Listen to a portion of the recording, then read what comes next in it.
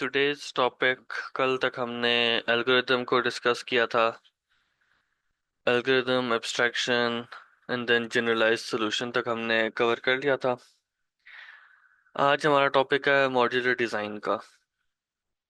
Modular design का brief मतलब ये है कि आपने जो भी सॉफ्टवेयर डिज़ाइन कर रहे हैं, जो भी एल्गोरिदम डिज़ाइन कर रहे हैं, जो भी सॉल्यूशन डिज़ाइन किया जा रहा है, वो स्मॉल पार्ट्स में डिज़ाइन करके उन सब पार्ट्स को आपस में एट द एंड आप कंबाइन करके एक लार्जर सॉल्यूशन बिल्ड करते हो। तो this is called a modular design. आपका जो कंप्लीट कोड है वो स्मॉलर मॉड्यूल्स में कन्वर्ट कर दिया जाता है। अब मॉड्यूलर डिज़ाइन किस तरह से इम्प्लीमेंट हो रहा होता है, उसके क्या स्टेप्स हैं, उसको डिस्कस करते हैं। Modular design is a fundamental concept in software engineering and computational thinking, focused on breaking down a system into smaller, manageable, and interchangeable parts known as modules। तीन चीजें हमारे पास आ रही हैं। स्मॉल पार्ट्स हैं, all these parts are more manageable, and third thing is interchangeable। Smaller parts क्यों हैं? ताकि easily manage हो सकें। मैनेज किस सेंस में? उनको बिल्ड करना, उनको मेंटेन रखना, कोई इशू आए तो उसको रीफैक्टर करना, रीडिजाइन करना, वो सब चीज़ें भी हमारे पास मैनेजेबल रहें। दूसरी चीज़ है इंटरचेंजेबल। इंटरचेंज का ये मतलब है कि कभी भी हमें इन तीन मॉड्यूल्स में से किसी एक को रिमूव करके कोई डिफरेंट मॉड्यूल यहाँ पे ऐड करना पड़े तो हम ये भी काम कर सकें। अब इसकी रीज़न हमारे पास क्या है? इसकी रीज़न ये है कि अगर आप एक सिंगुलर कंप्लीट कोड बिल्ड करते हो, उसमें अगर आपको एक स्मॉल चेंज इंट्रोड्यूस करना पड़े तो अब आपको इस कंप्लीट कोड को रीडिजाइन करना पड़ेगा। हो सकता है कि आपका ये जो स्मॉल चेंज है ये इजीली इम्प्लीमेंट हो जाए, लेकिन मोस्ट ऑफ द टाइम जब आप एक लार्ज लेवल एप्लीकेशन डिज़ाइन हो रही होती है, लार्ज लेवल वेबसाइट डिज़ाइन हो रही होती है, तो वहाँ पे यही इशू आता है हमारे पास कि आपका जो कोड है वो कंप्लीट कोड रीफैक्टर रीडिजाइन करना पड़ता है just to introduce one small change. तो इस वजह से हम अपने कोड को, अपने सॉफ्टवेयर को स्मॉल चंक्स में डिवाइड करके बिल्ड करते हैं ताकि उसकी मॉडिफिकेशन इजी हो। अब इस तरह के चंक्स कैसे बनाए जाते हैं? चंक्स हमारे पास, हमने प्रीवियसली भी देखा, चंक्स बनते हैं हमारे पास दो तीन तरीकों से। एक है हमारे पास फंक्शंस और दूसरा है क्लासेस। क्लासेस में आपने जो एक टर्म पढ़ी है, ऑब्जेक्ट ओरिएंटेड प्रोग्रामिंग। तो अब इन दो तरीकों से इन दो तरीकों से हम बिल्ड करते हैं अपने फंक्शंस को और अपने कोड को मॉड्यूलर डिजाइन में कन्वर्ट करते हैं। अब यहाँ हमारे पास एग्जांपल्स के माने वो भी सिमिलर हैं। इन programming, functions or methods are modules that perform specific tasks. In Python, a function to calculate the area of rectangle। अब functions किस तरह से कैलकुलेट, या आपने लास्ट ईयर भी ये चीज़ देखी थी कि मैसेज कॉल का फंक्शन था या सेंड मैसेज का। अब ये फंक्शन किस तरीके से काम कर रहा है हमारे पास? ये फंक्शन काम इस तरह से करेगा, जो भी कोड इसके अंदर एग्जिस्ट करता है उसका सिंगल टास्क है मैसेज को सेंड करना। अब वो टास्क कैसे अचीव होगा, that is not our concern, but whenever in let's say 10,000 line code, बीच में हमारे पास ये वाला पार्ट भी आता है। जब भी कभी हमें सेंड मैसेज के पार्ट को मॉडिफाई करना होगा, हम जस्ट इस पीस ऑफ कोड इस मॉड्यूल को चेंज करेंगे, हमें बाकी 10,000 लाइंस ऑफ कोड को छेड़ने की जरूरत नहीं पड़ेगी। Second example we have object oriented programming uses classes and objects to implement modular design। अब classes का मैंने आपको कल भी बताया था। class is basically a module जिसके अंदर आपके पास कुछ functions भी आ जाते हैं और कुछ पैरामीटर्स भी आते हैं। पैरामीटर्स हमारे पास वेरिएबल्स होते हैं। अब ये जो एक क्लास जिस चीज को हम कहते हैं, that is basically a structure, a generic structure जो कि डिफरेंट ऑब्जेक्ट्स को डिफाइन कर सकता है। फॉर एग्जांपल आप एक क्लास बनाते हो फॉर अ व्हीकल। अब व्हीकल की क्लास बनाते हो। अब व्हीकल का जो क्लास का एक ऑब्जेक्ट होगा, एक सिंगल ऑब्जेक्ट एक सिंगल व्हीकल हो सकता है। Every single vehicle would be a separate object in this regard। तो जितने भी व्हीकल्स होंगे उन सब के फंक्शंस पैरामीटर्स सिमिलर होंगे, लेकिन उसके अंदर वैल्यूज डिफरेंट होंगे। इन सब का एक नेम एग्जिस्ट करता होगा। इन सब का, अगर क्लास व्हीकल क्लास है तो उसकी कोई इंजन कैपेसिटी एग्जिस्ट करती होगी। इस तरह से डिफरेंट वेरिएबल्स होंगे। तो अब जब आप एक स्ट्रक्चर क्लास के फॉर्म में डिफाइन कर देते हो तो अब आप सब व्हीकल्स के अंदर वो इम्प्लीमेंट कर सकते हो।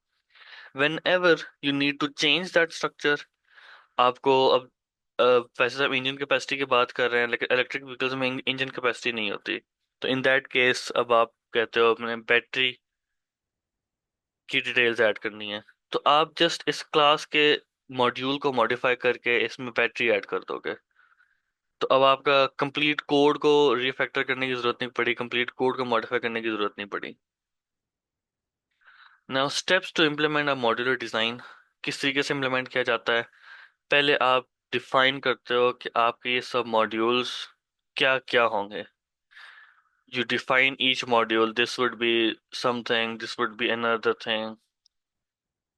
डिपेंडिंग ऑन योर इम्प्लीमेंटेशन आप हर एक मॉड्यूल को एक डेफिनेशन देते हो कि इस मॉड्यूल के अंदर क्या चीज़ बिल्ड की जा रही है। Then we have design interfaces. Each of the above modules need to interact with each other to handle this। connectivity of modules, interfaces of modules could make the job easy।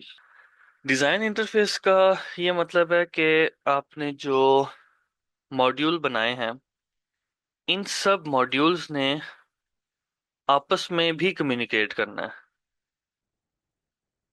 तो आपने एक interface, एक structure इस तरीके से design करना है कि ये सब मॉड्यूल्स आपस में क्रॉस कम्युनिकेशन भी एग्जिस्ट करती हो, ये आपस में एक दूसरे से मैसेज कर सकें या कम्युनिकेट कर सकें, अपनी इंफॉर्मेशन शेयर कर सकें। अब इसकी रीजन क्या है? Because all these modules they represent a single piece of code. They all are working towards a single result. तो उसके लिए हमें मॉड्यूलैरिटी के साथ साथ इंटरफेसेस की भी जरूरत है। दिस में include input and output specifications for different interfaces. इसका मतलब यह है कि पहले मॉड्यूल का इनपुट क्या होगा, आउटपुट क्या होगा, वो आपने डिफाइन करना है। उसके अकॉर्डिंग उसका आउटपुट हो सकता है सेकंड का इनपुट हो। तो आपने ये बताना है कि जो सेकंड का आउटपुट है उसी के बेसिस पे आपका फर्स्ट का आउटपुट है, उसकी बेसिस पे आपके पास सेकंड का इनपुट डिजाइन हो रहा होगा। तो इस तरीके से आप डिफरेंट चीजें जब आप एक मॉड्यूल्स को बिल्ड कर रहे हो तो you need to make sure कि उनके अंदर इंटरकम्पैटिबिलिटी भी एग्जिस्ट करती है। इसके बाद अगली चीज हमारे पास आती है implementing of the modules। they need to be implemented according to their defined algorithmic step। Algorithm जो हमने डिजाइन किया होता है, जो स्टेप्स डिफाइन किए होते हैं, उनके मुताबिक किसी न किसी पॉइंट पे आपके पास कोई ना कोई मॉड्यूल फिट हो रहा होगा। कोई मॉड्यूल फर्स्ट को डिफाइन कर रहा है, कोई सेपरेट मॉड्यूल है वो सेकंड स्टेप को कर रहा है, थर्ड मॉड्यूल है वो लेटर ऑन किसी स्टेप को डिफाइन कर रहा है। ऐसा से कोई ना कोई किसी न किसी स्टेप के साथ मैप हुआ हुआ होगा आपका module. Then we have integration of modules to come up with a complete solution of the whole complex problem। Combine the modules।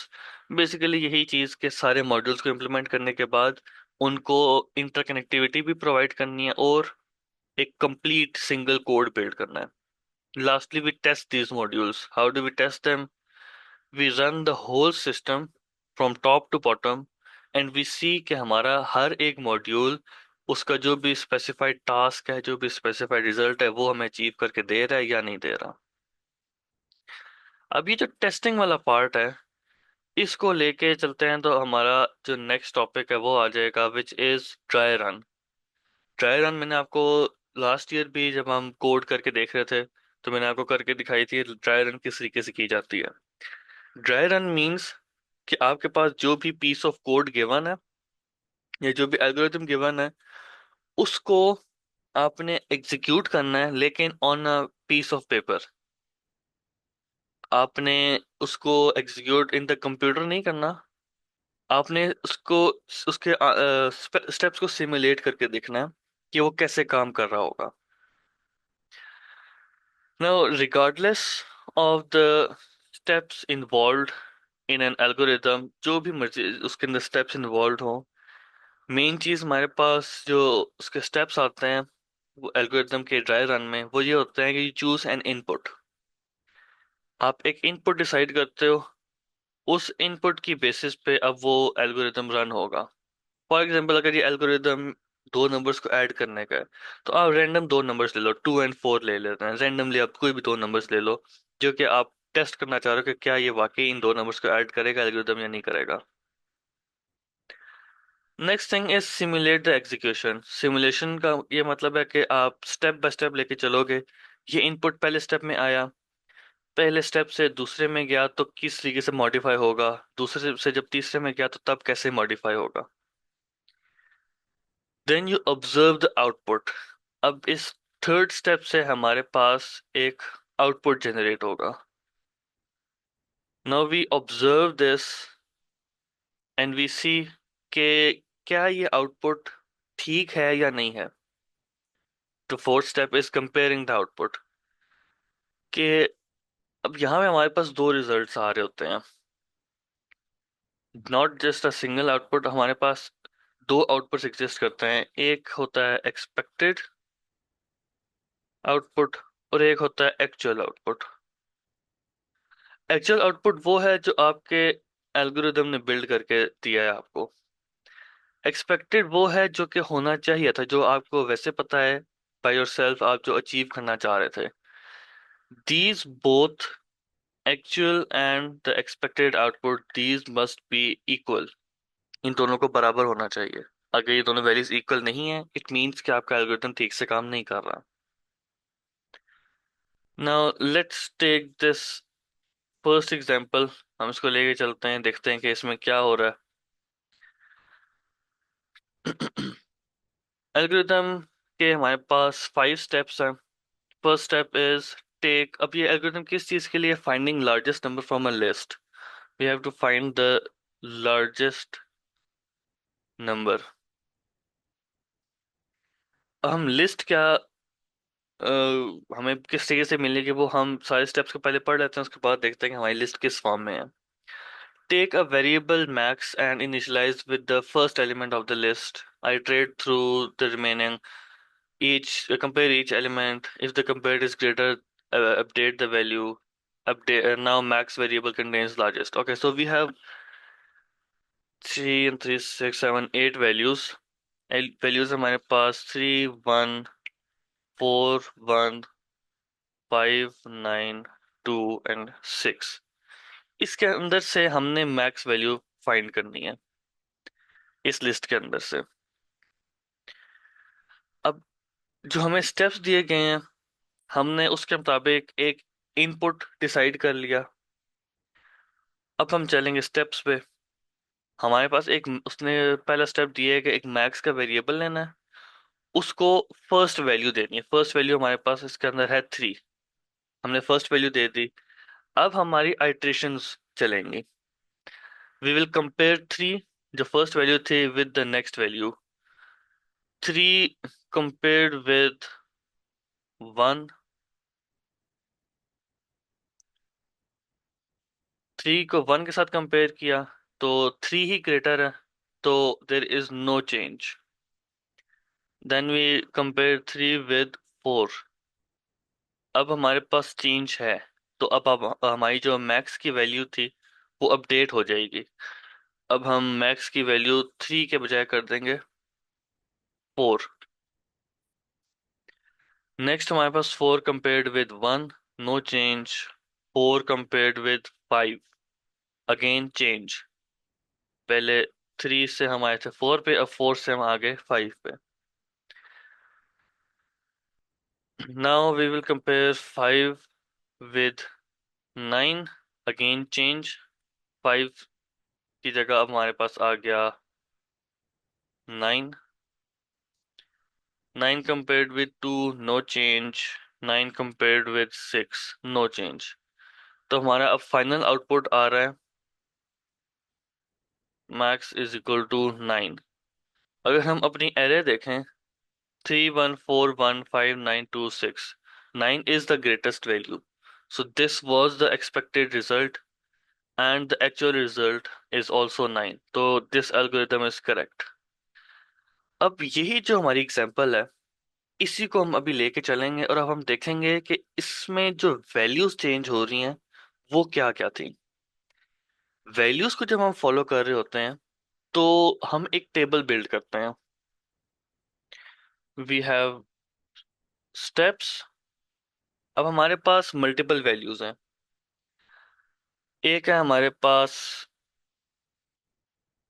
Max की वैल्यू, दूसरी वैल्यू है हमारे पास, let's just take let's just call it नम।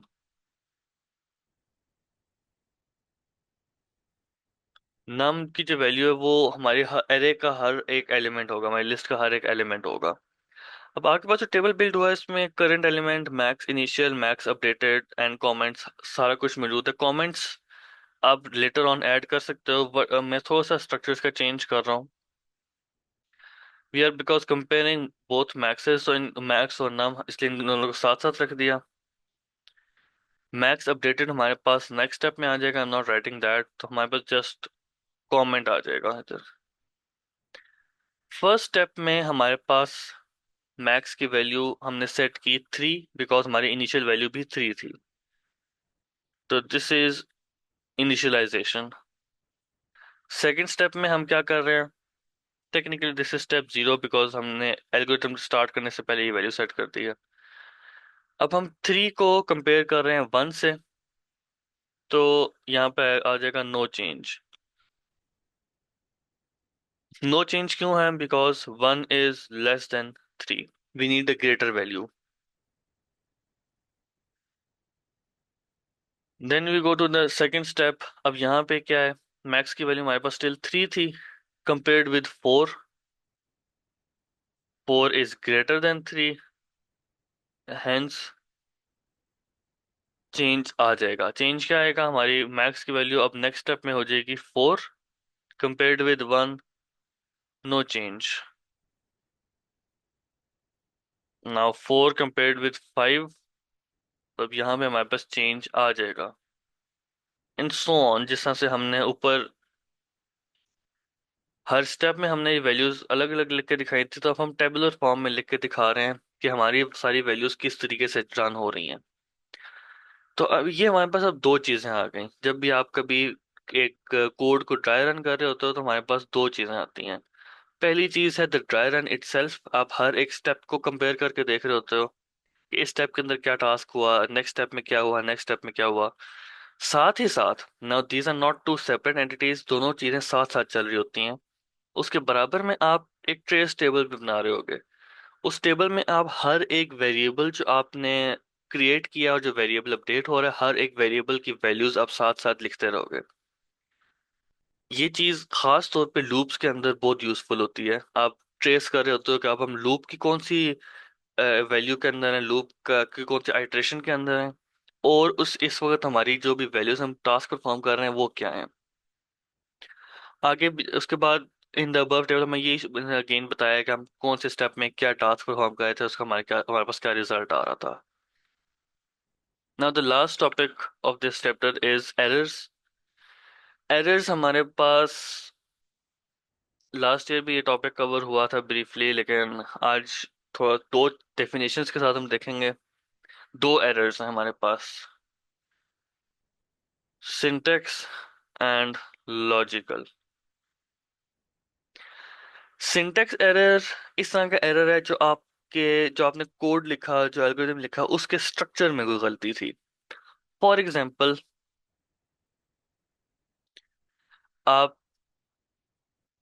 अगर आपको याद हो कि HTML के अंदर हमने एंगल ब्रैकेट्स यूज करनी होती हैं स्टार्ट और एंड में। अगर आप एंगल ब्रैकेट्स नहीं यूज करते या फिर आपने नॉर्मल ब्रैकेट्स यूज कर दी, तो ये सिंटेक्स एरर है। आपने जो स्ट्रक्चर यूज करना था, जो स्ट्रक्चर रिक्वायर्ड था, वो स्ट्रक्चर यूज नहीं किया। वो टर्मिनोलॉजीज या वो रूल्स फॉलो नहीं किए जो कि उस लैंग्वेज में इम्प्लीमेंटेशन के लिए जरूरी थे। लॉजिकल एरर क्या होगा? आपने आपको रिक्वायर्ड था सम, लेकिन आपने A+B के बजाय A-B कर दिया। आपका जो आंसर है वो आपके कोड के मुताबिक ठीक आ रहा है, लेकिन आपकी रिक्वायरमेंट्स के मुताबिक अब आंसर ठीक नहीं आएगा। आपको चाहिए था, लेट्स से A की वैल्यू 2 है, A की वैल्यू 4 है और B की वैल्यू 2 है। आपको आंसर चाहिए था 6, आपका आंसर आ रहा है 2।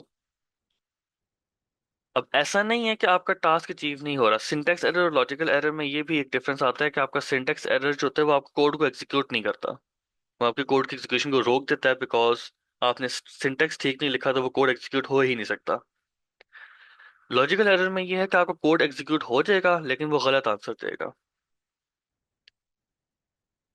सो syntax error, mistakes related to the structure of an expression or statement similar to grammatical error in writing. Logical error, mistakes in reasoning or planning that lead to incorrect conclusion or results akin to flawed programming problem solving approach. Incorrect conclusion और result किस तरह से आया? Mistakes in reasoning and planning. आपने जो plan बनाना था, जो algorithm design करना था, उसके अंदर आपने कोई गलती की है। आपने स्टेप्स ठीक तरह डिजाइन नहीं किए, तो आपका जो रिजल्ट है, expected result and actual result, वो दोनों इक्वल नहीं आए। Consider the example of search engine query. When search engine returns irrelevant results due to both logical and syntax error. Query क्या पूछी गई है? Best smartphones for college students under 500। Here the user meant to exclude used phones but gets result including them. It has a logical error. मकसद ये है कि smartphone search करने हैं फॉर अ कॉलेज स्टूडेंट जिसकी प्राइस 500 से कम कम हो। What the user wants is कि this must be a new phone, not a used phone. लेकिन ये बात एक्सप्लिसिटली स्टेटमेंट के अंदर डिफाइन नहीं की गई। स्टेटमेंट में ये नहीं बताया कि the phone should be new. The best new smartphone नहीं कहा, जस्ट बेस्ट स्मार्टफोन का है। तो अब जो आपका सर्च इंजन है वो आपको यूज्ड फोन भी शो करेगा, लेकिन that was not what you wanted. इसी तरह से स्टेटमेंट को रिफाइन कर दिया, best new smartphones for college student under 500। अब अगेन स्टिल रेलेवेंट है, लेकिन 500 what? $500 is not same as 500 rupees।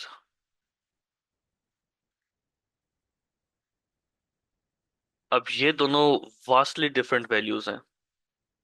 तो अब हम इस केस में हम क्या यहाँ पे एक्सपेक्ट करें कि आपका जो सर्च इंजन है आपको क्या आंसर देगा? मोस्ट प्रोबेबली वो आपको $500 की बेस पे आंसर दे देगा, बिकॉज आपने न्यू वैल्यूज का कहा है, न्यू फोन्स का कहा है, और इंटरनेशनली न्यू फोन्स की प्राइसेस डॉलर्स में सेट हुई होती हैं। तो अब आपको still there is no error in the statement और इन द रिजल्ट। जो आपने स्टेटमेंट दी उसके मुताबिक बिल्कुल करेक्ट आपका रिजल्ट मिल रहा है, लेकिन जो रिजल्ट एक्चुअल हमें मिल रहा है that is not the result we were expecting. Still the user is getting irrelevant result due to syntax error of not writing the currency। आपने करेंसी बीच में मेंशन कर दी। Now your statement, your query is complete. Now the results would be the most relevant towards what you wanted. So this topic concludes the chapter. इसके बाद आगे आपके पास जो एक्सरसाइज है, I'll just go through briefly through the questions to explain। उसके बाद आपको आज का होमवर्क असाइन हो जाएगा इसी एक्सरसाइज में से। Write answers of the following short responses. Consider three boys and three girls want to team up as pair for the 14th August related student performance at a school. Find the total number of ways these pairs could be formed using counting principle problem। आपने यहाँ पे counting principal को apply करना है। Counting principal हमारे पास दो sets मौजूद हैं of three values each, और there is you have to find total number of pairs। अब इसमें हर तरह का पेयर हमारे पास बन रहा होगा। a pair among the boys, pair with boy and a girl, pair with two girls। अब हर एक एंटिटी आप A B C D E F की तरह से भी डिफाइन कर सकते हो। पहली चीज तो ये है कि इसमें आपके पास डायरेक्टली फॉर्मूला अप्लाई हो जाएगा। But if you want to expand and show all the pairs तो उसका तरीका आपके पास इस फॉर्म में होगा। Suppose you have selected black pen to attend school function and have three options of shirt to choose। Find the total number of ways you can dress up using counting principle। Again similar concept है, only difference is यहाँ पे एक group के अंदर single value है, दूसरे के अंदर आपके पास तीन वैल्यूज हैं। You are sitting at a study table doing homework. The pen holder on the table contains two blue pens, one black, and two lead pencils। How many options do you have for writing? अब यहाँ पे आपके पास तीन sets मौजूद हैं with two, one and two values respectively। इन सब में से आपने एक ऑप्शन चूज करनी होगी, तो वो कैसे होगी? अब ये हमारा टॉपिक आ जाता है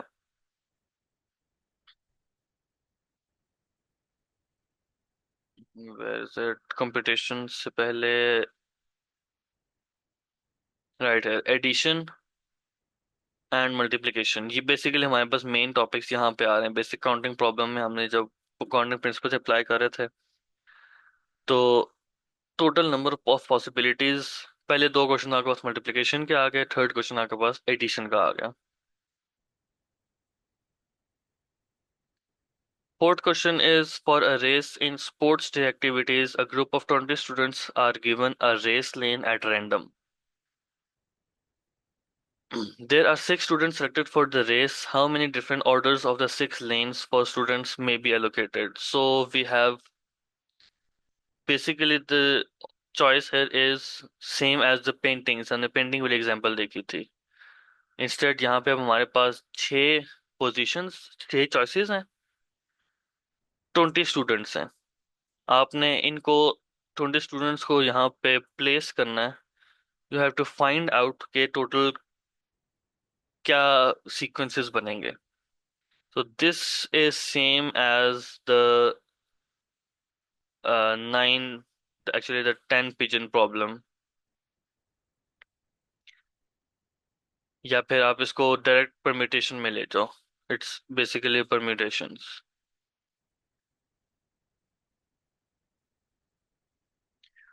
Write answers of the following extended answer questions।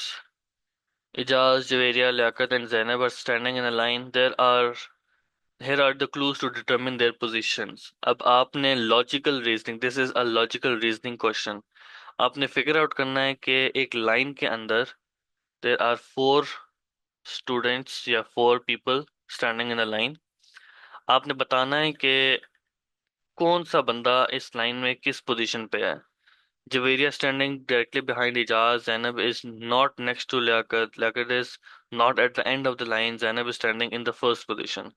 अभी चार हिंट्स आपको गिवन है, आपने इनके मुताबिक बताना है कि लाइन के अंदर कौन सा बंदा किस पोजीशन पे खड़ा हुआ है।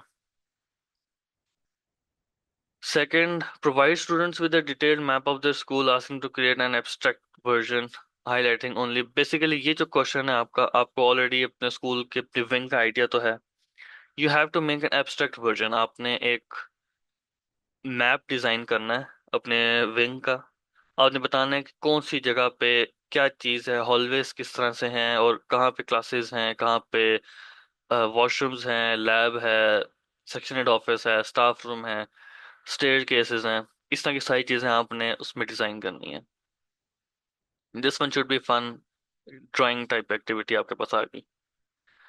Give students a problem that can be solve with a simple program, encourage them to write. अब ये जो आपका पार्ट है, इस एक्टिविटी को, थर्ड बुल्ले को, इफ यू वांट आप लास्ट ईयर के किसी किसी भी कोड के थ्रू कर सकते हो, वरना इस एक्टिविटी को हम नेक्स्ट किसी हमारी मंडे की क्लास में हम इसको विद अ कोड लेके चलाएंगे, proper piece of code. Given the following web form inputs, identify any syntax error। अब आपके पास तीन इनपुट्स गिवन है, नेम, ईमेल एंड डेट। इसमें से आपने फिगर आउट करना है इसमें सिंटेक्स एरर कहाँ पे एग्जिस्ट करता है और उसको ठीक कैसे किया जा सकता है। This one should be a bit more obvious and simple, not long question है तो नहीं वैसे ये, लेकिन चलें। You have developed a web application that takes the budget head and provides total। Analyze the following budget and identify any logical errors। Budget head का मतलब होता है टॉप बजट आपका क्या इंप्लीमेंट होगा। Budget examples, rent, utilities, groceries and total. आपने क्या figure out करना है, आपने एनालाइज करना है इस बजट को, आपने लॉजिकल एरर ढूंढना है और आपने बताना है कि आपका आंसर ठीक आ रहा है, नहीं आ रहा, क्या हो रहा है यहाँ पे। You have to find out the logical error within this code. Okay, activity one जो यहाँ पे गिवन है और activity two, these are basically from the extended questions, so these are the same ones there।